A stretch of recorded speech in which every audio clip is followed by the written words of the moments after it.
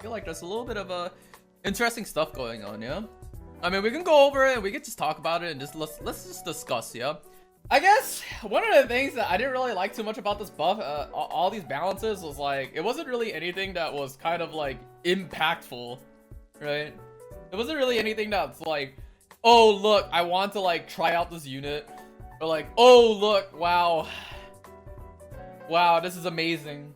It doesn't deal with anything in its current meta, but that's how it's always been. It hasn't really been like that until like they don't really make counters or like do shit until like you know, a couple months later.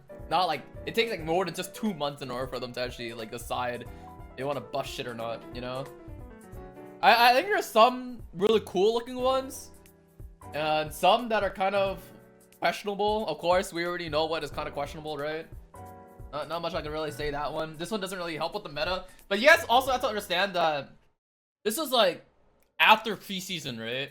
So like whatever really happens now probably wouldn't really matter, because these buffs are not going to be too scary until like they're not going to really do anything until the end of season.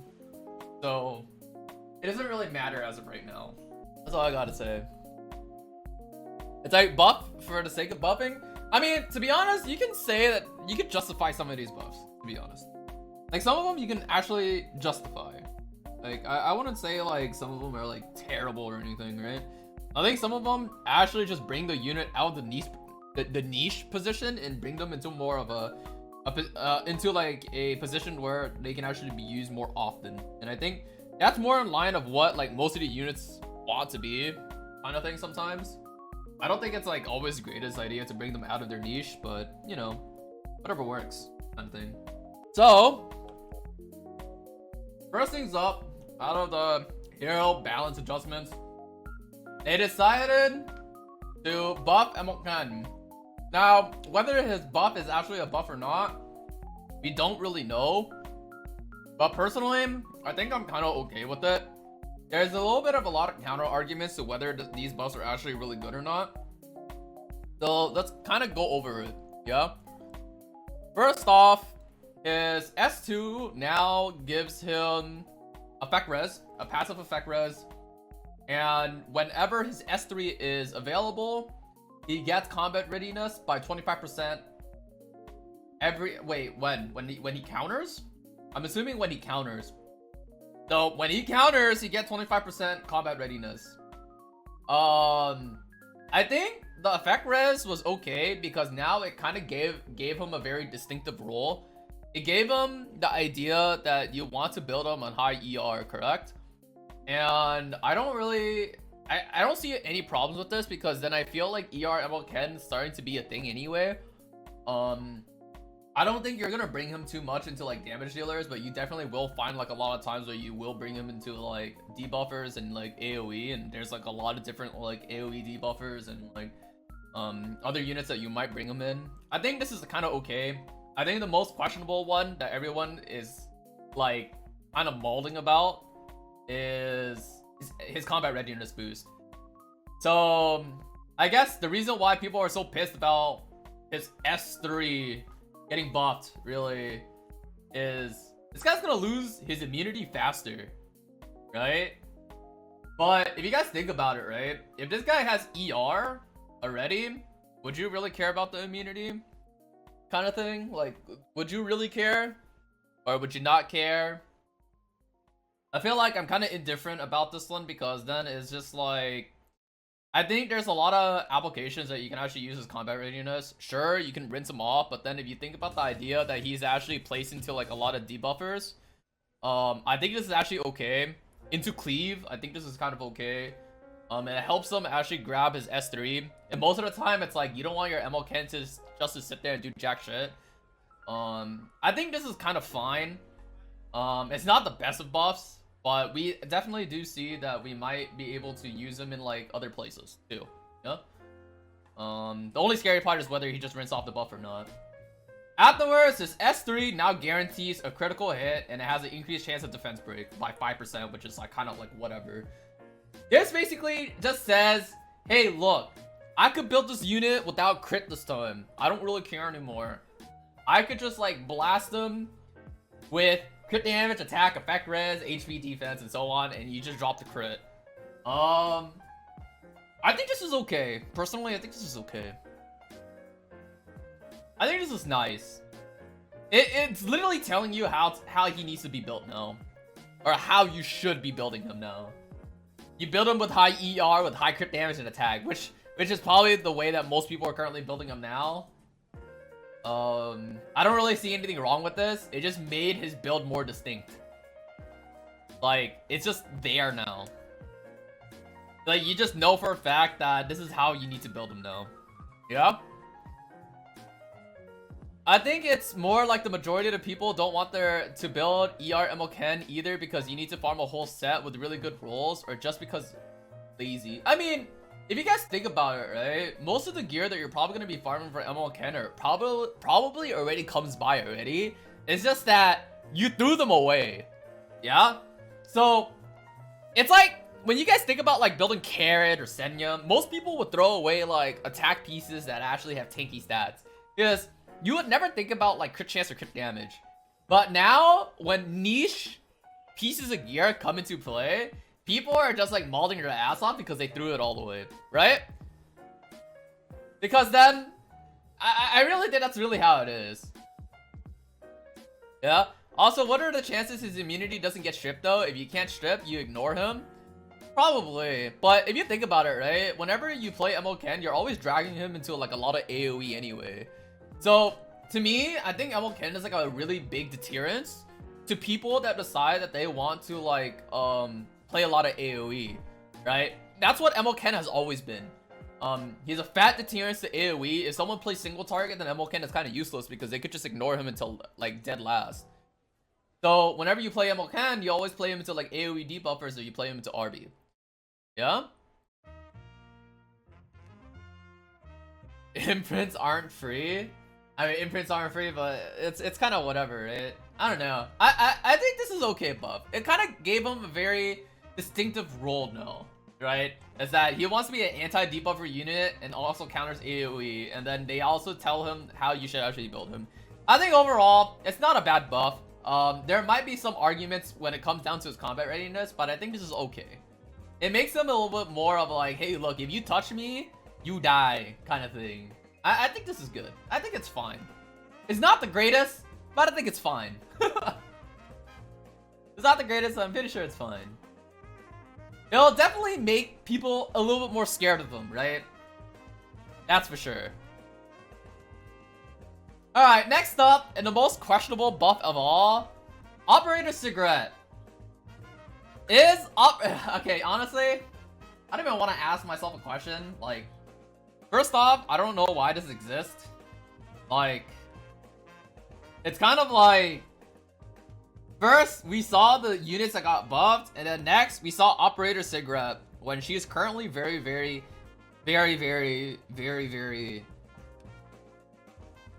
good in this meta. I hope you guys know, her S2 now does more damage. This is her S2. Her S2 now does more damage. I think this kind of, now the fact that we see speed scaling on her, we can always assume that it's literally going to add to her damage by like a lot. You guys have to think about it like this. When they're adding another multiplier, especially for like this, it basically means that they're making sure that you're guaranteed killed no matter what the situation is. And considering that most Operator Sigrets right now are actually built to be pretty fast, not really slow. Most of them that are built around like maybe 220, even up to the 250s. You can definitely assume that this is quite a big deal. What this does for Operator Sigret is that, first of all, whenever she's against like a barrier unit, yeah, she already does like quite a bit of damage. She penetrates 100%. But when you guys think about like 100% plus a multiplier on top of that, right?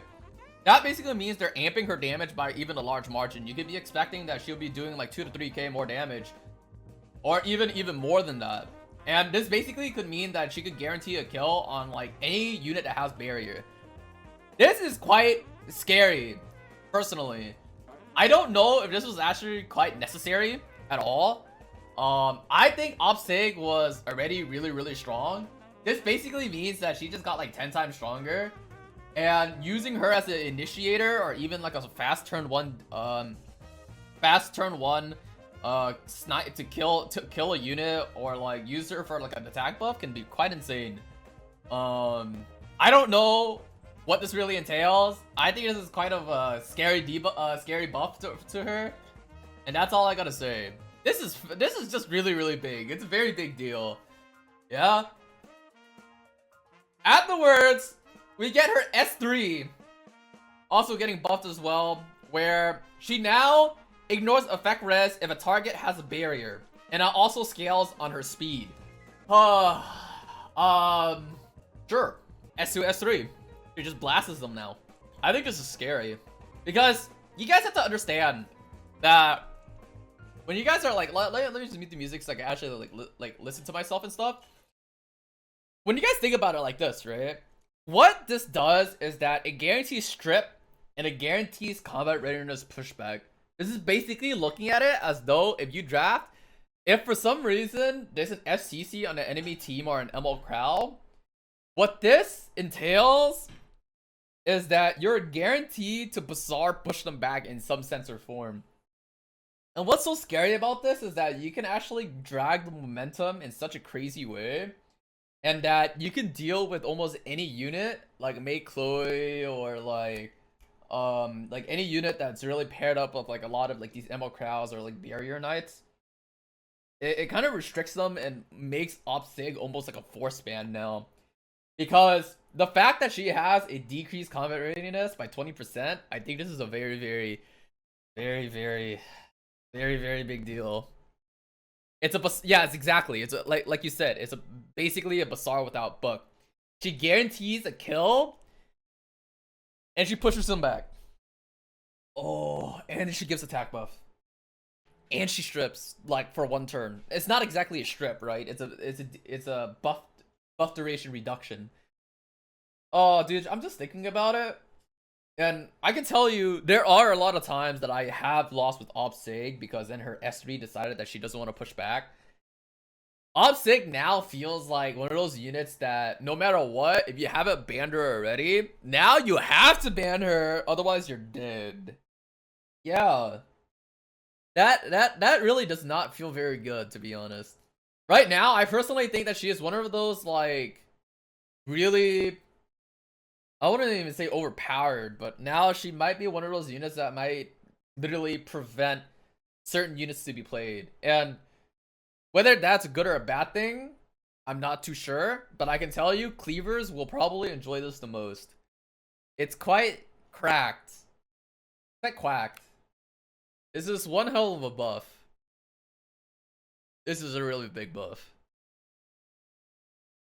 I'm just saying. This thing has a lot of impact on how Sig is gonna be seen to be played. It's more like, hey, fuck it, let me just pick her every single time now. You pick FCC, I will insta pick Operator Sigret. Oh my god, dude. It's actually really scary to look at this, to be honest. I don't know what to say. This is something else. Yeah, I don't know. This is definitely an interesting buff. I can't say like it's. I don't know. I guess this is where everyone is just like, what the fuck, right? And then next up we get Holiday Yufine. Okay, I'm gonna give you guys like the short rundown of this. This really didn't improve her, to be honest. I'm gonna tell you guys the truth. I don't think this really improved her. She still does the same thing. She still does the same thing, and sure, she just evade every once in a while. I don't really think that this is like an amazing buff to Yufine. To Hofine at least. So what they did is that they just increased her percent chance by 15% on her S1 to actually burn more. I can't really say that it's the most amazing thing ever. They gave her increased evasion now, so she now has 20% base evasion, so she has like an added MLDB in this case. And Not really much has changed about her 50% additional evasion when she's at max health, because that already existed. They just added another 20%. And afterwards, they changed her soul burn, which, I mean, I guess I can't really say like it's like an amazing soul burn or anything. Of course, her previous soul burn was fucking useless. And now she gets to cycle even more. All I could say is, I mean, I guess. I mean, I guess. Yeah, it's exactly what you said, right? It made her more of a reliable unit, right? But can I really say that it's amazing or it's good? I can probably tell you it's okay. It's okay. I don't think it's like the most amazing. I kind of think, yeah, exactly. I kind of think it's like whatever. It's not like, wow, wow, this is like the most broken thing that you've seen her have. Because then her job is basically kind of the same. I don't really think much has changed. It's just another kill well, right? And then afterwards we have Violet. So Violet actually got quite a buff. And this one actually changed his kit kind of dramatically, I think. Because then the way that he was used before was that he needed to take his turn in order to get his counters off, right? And now he no longer needs that anymore as long as his S3 is available. So I thought this was quite an interesting buff. And of course, a lot of people are gonna say, "Hey, look, Solitaria is gonna beat his ass," but hey, at least Solitaria gets a use now, right? Check W. So first off, his S1, whenever it's not his turn, his S1 gives him combat readiness by 15%, and it gives him double his focus. His total focus is up to 5, so 5 would be considered his max focus. He now gains 1 extra focus, so every single time he S1, he gains 2 instead of 1. I think this is a nice change. And then afterwards, what makes his S1 so much more important is what comes after. Yeah, so now his S2 now grants him a unique buff called Perception. His Perception gives him critical hit chance and critical hit damage. It's kind of whatever. It's kind of but what's really nice about this is, like, for the people that molled his S2 before, right? For the people that molled his S2 before, hey, you guys don't have to feel so bad no more, right? His evasion disappeared, but you guys no longer have to worry about, like, hey, look, I randomly molled my S2. It was a mistake, you know? It's like, you know, 5 hit. Now he actually gets a buff, and now he has, like, increased crit chance. I think this is not bad, right? And you can also take it this way. You don't have to use it, right? You can also be thinking about it like, hey, look, I could just be using it as a cleanse, or I could be holding it.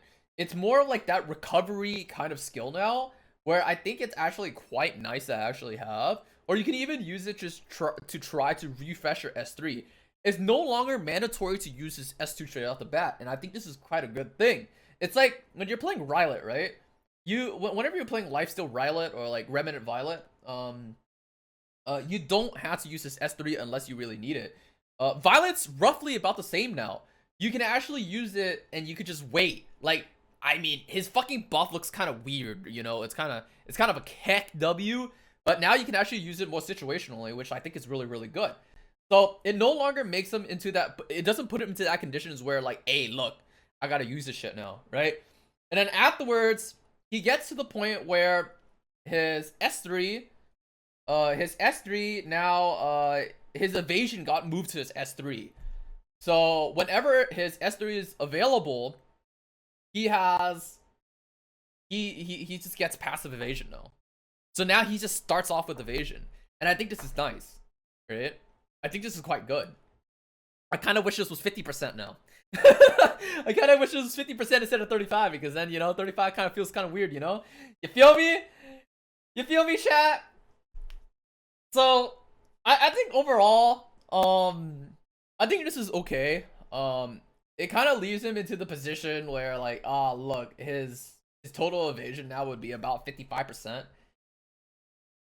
I can't say like it's the most amazing buff ever. It feels kind of weird.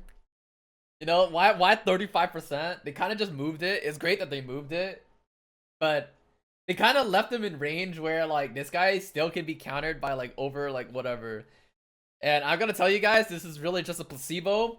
This really doesn't make him feel any better. It's gonna make him feel like, oh shit, dude, he doesn't evade, and it feels even worse when he doesn't evade. And whenever you see Basira, you actually force the ban here, kind of thing. Hey, but at least he has a cleanse. Yeah, so it doesn't feel so bad if you guys think about it, right? He still has a cleanse, and he can still heal, right? I think it's, I don't think it's too terrible, yeah. So I think overall, I think this is quite interesting. I think it's quite interesting. I definitely will see that. I can see that he does have potential to be used. Maybe not versus Carrot, but I definitely do see it. If you don't play versus Carrot, you will definitely see that this guy might be a very, very, very, very, very scary unit. Yeah, I like it. I like it. Drop him on MLDB and he has 55%, and then he works super well versus like ice units. He might work versus F10A super well, or even like Cerise, right? Well, maybe not Cerise because then she has superior element, so there she still has a 45% chance to hit, but it's kind of whatever, yeah. I think this is good. I like it. I like it because I know this guy does kind of crack damage. I know he does like quite a bit of damage when his S3 does get up. Yeah. So I kind of like this. It's not bad. And then afterwards we get to Elena. So I like this Elena buff. Personally, I like this a lot because what this basically means is that it doesn't punish her for being on a different build anymore. I actually think that this is actually a really good good buff. This kind of covered like the weakness of what her counter build used to have, and it also covered like a lot more distance when it comes down to trying to counter cleave. I think Elena's buff is actually quite good. She now gets increased. She got 5% more damage reduction for AoE, which is quite great. And then she also has combat readiness. So now she has a Magaraha's Tome attached to her S2. I think this is quite good. This basically means like she's no longer like GP dependent. She's no longer one of those units that really need that artifact to make her work now. And I think this is really good because then it gave her the opportunity to be a standalone unit as if she wasn't really scary enough already. And I think this is a really big deterrent to a lot of people. And people will be scared of this extra combat readiness push that comes out of her. And I think this is quite a big deal. Yeah. So this gave her more of an opportunity to actually come back and actually swing the fight instead of just being extremely gear dependent. Because previously, when you had to build Elena, you had to build her to be extremely fast. You had to build her around like 250 speed. You had to build her like so fast in order to actually counter cleave. But now, you know, in order to counter AoE and stuff, you don't need that anymore. And I think this is a really good buff for her.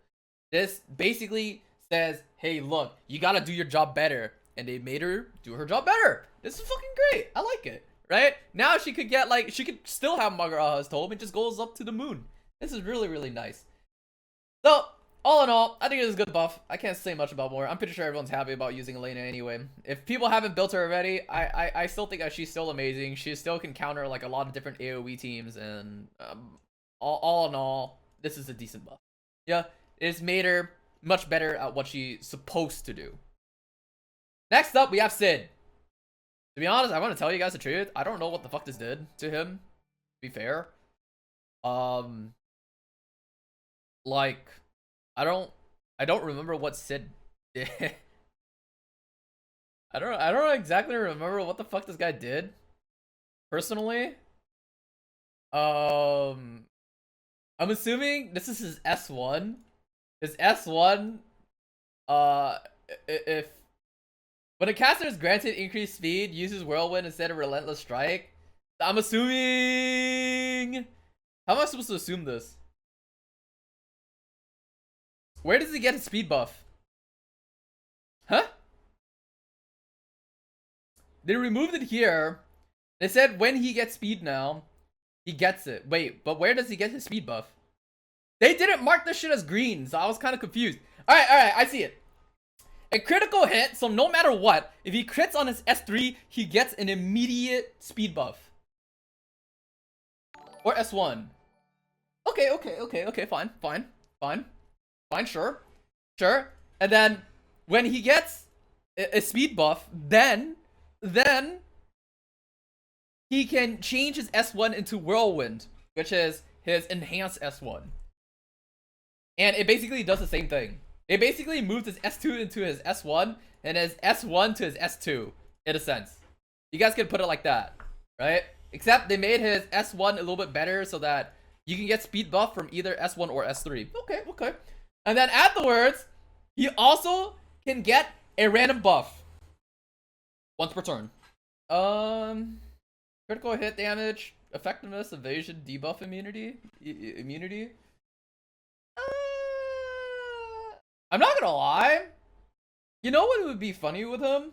Now that you can actually play him like this? I think you might as well just put him on Wind Rider. And just put him on Stealth. No cap. I wonder. And I'm assuming Damage Stealth got moved over to his S1. So his S1 basically, if you just mola his S1 is basically whatever this is. Okay. I don't know. I can't really say much about Sid, to be honest. It's like, basically his job has always been just to kill, right? If he doesn't kill, he sits there and he starts talking to a squirrel. And you're, I don't know, man. Yeah, whatever. He's kind of nuts. No puns intended. Yeah, I don't know. I'm not gonna say much about his buff. I think he's okay. And then afterwards, we get to like Mercenary Helga. Hey guys, this is just a better Banshee farmer. That's it. This is not Carrot's level. Sure. I can't be impressed. I'm sorry, I can't be impressed with this. She just gets like, hey look, I get to like have a chance of defense break everywhere, I guess. I don't know what attack chain is. Attack chain is her S2, right? So her S2 now has a chance of defense break. PvE unit. I'm not very impressed. And then she gets combat readiness. I don't know. I'm not impressed. I'm sorry. I think she's just like okay for PvE. Yeah. Sure. If you want to build for PvE. And now we get to this. To the artifact changes. Doctor's Bag, and Shepherd of Hollow. Okay, so Doctor's Bag. One of the problems with it before has always been, why the fuck can you only activate it once per battle? That was like a, what the fuck are you thinking of releasing a 5-star artifact that has such a stupid condition kind of thing, you know?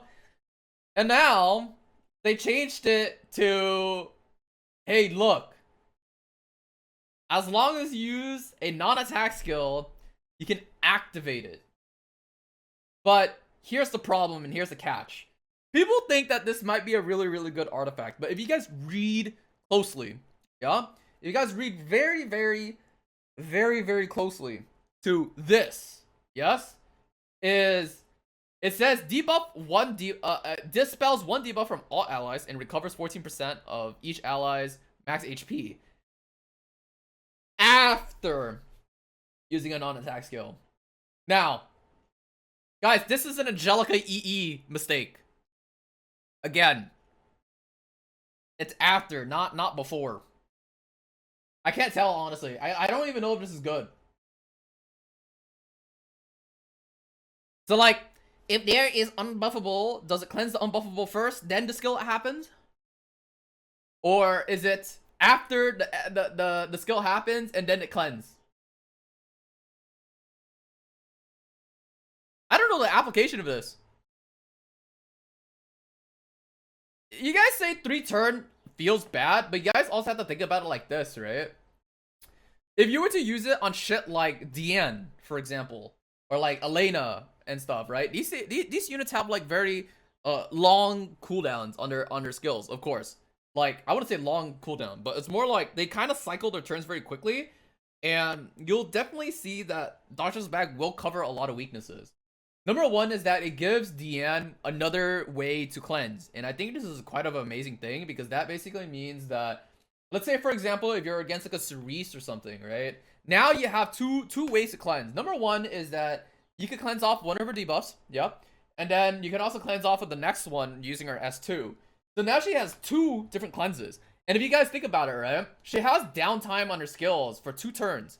So that basically means by the time that it wraps around again, right, once she uses her S3, she does her S2 and an S1 2 turns, she gets to use Doctor's Bag again and cleanse and do the same shit again.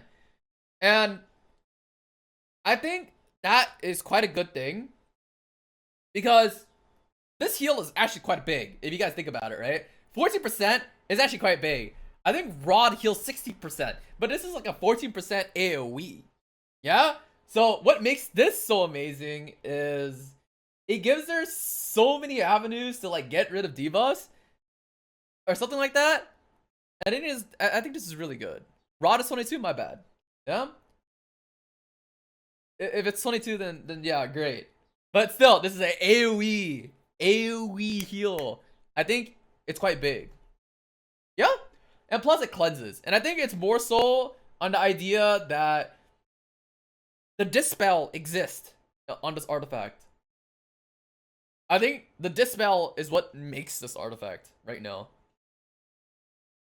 Dispel is literally the one thing that literally makes this shit one of those really good Soul Weaver artifacts. And I think that's quite good. I like it. I personally really like Doctor's Bag right now. From Omega shit to like very good, this is what it's supposed to be in the first place. Yeah? I like it. And then afterwards we get to Shepherds of Hollow. Shepherd of the Hollow. So this is the Kairon artifact. So I don't know who really uses Shepherd of the Hollow. But evasion is still the same. And the only difference between this from the previous one is that it no longer has a below 25% condition. And now, as long as his HP goes down, or as long as your unit's HP goes down to wherever you apply this artifact, you get increased damage. So basically, it's like a second portrait, right? A portrait with evasion. So there's a couple arguments I'm gonna have to say about this. Number one is MLDB technically is still better. And I don't understand this very much personally.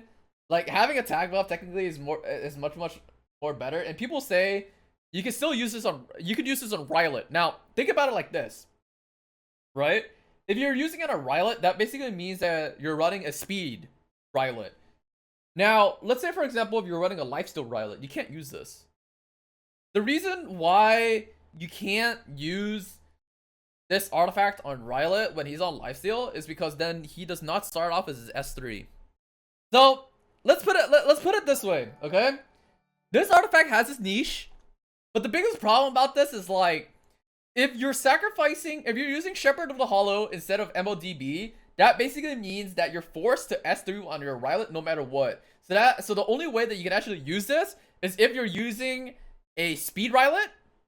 Yeah, so like ones that you go super fast on, or you have to use your S3 on a lifesteal Rylot, which is probably not the way that you wanted to use your Rylot, because you want to, whenever you use Rylot, you gotta make sure when you use this S3, it's like, it's emergency button. I gotta heal, I gotta kill, I gotta do these things. You gotta wait, right? Because if you use your S3 immediately, you just blow off your fucking damage, and then you kind of sit there praying for RNGesus to try to like save your butthole. But really, that's not really how you want to go about it. But at the end of the day, MLDB giving attack buff is just 10 times better. It's still better. It's just still that much better, because then it at least gives your Rylot some room to breathe. That's it. Yeah, but what you don't make any sense with that, Celestial, is that when they're lifesteal, they don't start off with their S3. Sometimes there are Rylots that just want to S1 to gain stacks first, because they don't need it. They're full HP and they're on lifesteal, they will not use their S3. So by having Shepherd's Apollo, you are forced to S3, and you would gain very little damage out of it. Do you understand? Yeah? And assuming that you don't have attack buff on your team, right? That basically means that this fucker is no longer a standalone unit. You were required to have attack buff on your team if you haven't so already. Which, I mean, I guess, but sure, you know? All in all, it doesn't make him a standalone unit anymore. That's it. If you put this on him, he becomes a team-dependent unit. Which, whatever, I guess. Whatever works, right? And that's about it, to be honest. That's all I gotta really say about this. I mean, I can't say. I mean, the conclusion of all these buffs is it good? I mean, I guess it's kind of boring. It's probably the only way I could really say it, because then we didn't get like anything carrot kind of thing. But it's kind of weird that some units like Obstacle kind of got buffed, because I'm like, what the fuck, dude? I think this is more of like the what the fuck when you get buffed kind of thing, and that's about it. That's all I gotta really say. And then Ammo Ken is, hey, look, just build me on ER and crit damage attack, the usual shit, and then we just slam it. And then you might get pissed because then I might rinse off my buff.